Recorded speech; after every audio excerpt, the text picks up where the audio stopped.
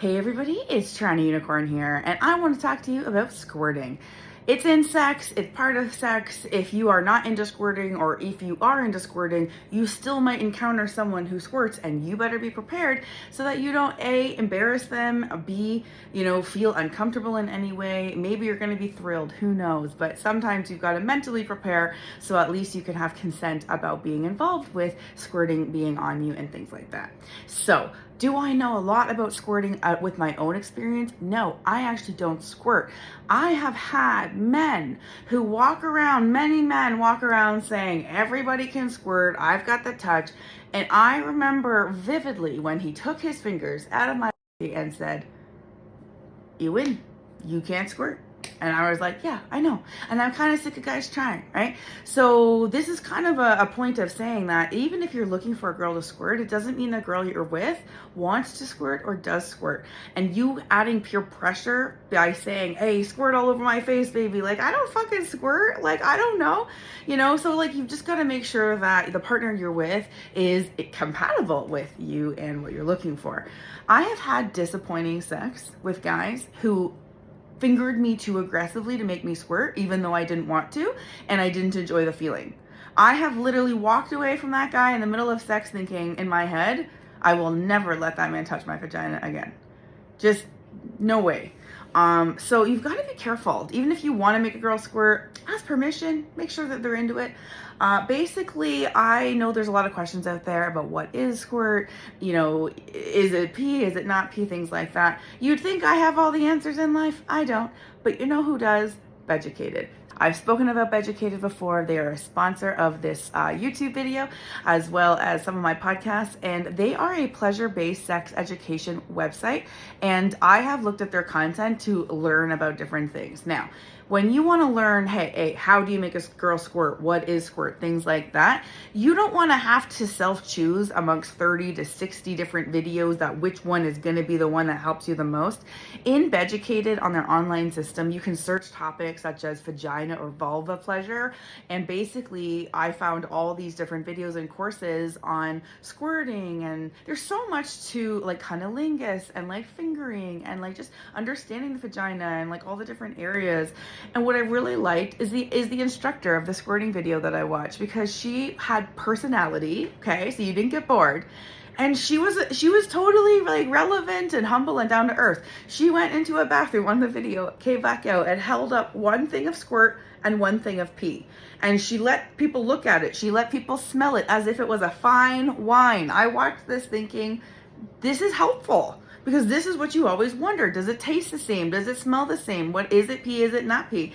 The conclusion, spoiler alert, is that apparently it's not pee, but it does share some, certain commonalities in the liquid as pee, but certain ones are different that are more based on the arousal side. So there's some ambiguity there, but I think the final conclusion was who gives a F, you know what I'm saying? If you're into it, you into it. So I could sit here all day and tell you how to make a girl squirt and have no credibility, because I have never, I made a girl squirt one time, but it was really easy. It was like it came out. So I'm not the expert, but at least we've got BedUcated. So I want you to check it out. If you are looking to get better at sex, and frankly, everybody could get better at sex. Even I have room to improve in deep throating and things like that. How do you suppress your gag reflex? I've heard that you could squeeze these things. I've tried it. It works sometimes it doesn't. I'm working on it. So if you want to get better at sex and you don't want to basically are at the mercy of whatever YouTube video you find or Google result, BedUcated is a safe and trusted site. I have checked it out. I have watched their videos. I speak highly of them. You can use code UNICORN if you want to get 40% off your BedUcated membership. And it's one of those things where, just like other streaming services, you think that you might need it for a month or two, and then you get to like a few topics, and then maybe later you have a partner that's interested in pegging, and you're like, oh, well, now I've got this resource I can go to.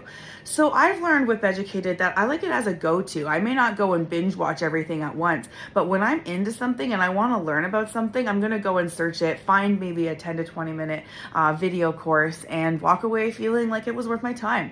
Also, good squirting etiquette etiquette is to not squirt all over somebody's bedding or couch or anything unless that you have permission. It is all fun and games until you guys are gone and I'm here spraying with some stuff, some funky smell, and cleaning it. That takes the arousal all out of the situation. So just make sure you put down something in between you and something that you care about. There's lots of products out there. Also, if you are a squirter, you should be getting consent if you want to squirt on someone, whether that's on their face, on their body, at all. It's very good etiquette, especially to say, hey, I'm gonna have a splash zone or something, so that people like me could either hold up a towel if we're at a sex club or exit the, the fountain area altogether. So make sure that you do get consent. Squirt is just like cum, where you would need permission to where you put it, right? So make sure that you're engaging everybody in those decisions. And if you're a squirter, be proud of it. And if you're not into squirting, that's okay too. You just gotta be honest with people and make sure that either you agree that they're gonna squirt and you're gonna duck, or you find another sex partner who doesn't squirt if that's your jam, right? So as a last PSA, public service announcement, I will say that please don't make every girl want to squirt or think they want to squirt, because they don't. Some do. And even the ones who do squirt, their triggers are different. Some are like clitoral, some are the inside, some are like a magic little hand combo you gotta do and then a little button in the bottom. I don't know. So it's not all the same anyway. So just because you're like a rock star with your fingers maybe, it doesn't mean that every girl or every person with a vagina is going to want the same treatment. And speaking of that topic, if you wanted to hear a full-length 55-minute girl talk of what we actually like in sex in terms of touching, fucking, everything in between, you can get that on my Sex and Swinging podcast, episode 43. Because just like the topic of squirting, not everybody's into squirting, but some people really are. And that's just one topic. So in this podcast episode number 43, me and 4 other lovely ladies talk about all the different things that turn us on, and we're very different. Even just the first 2 women speaking gave very different answers. So yeah, check that out. All the links are going to be on TorontoUnicorn.com.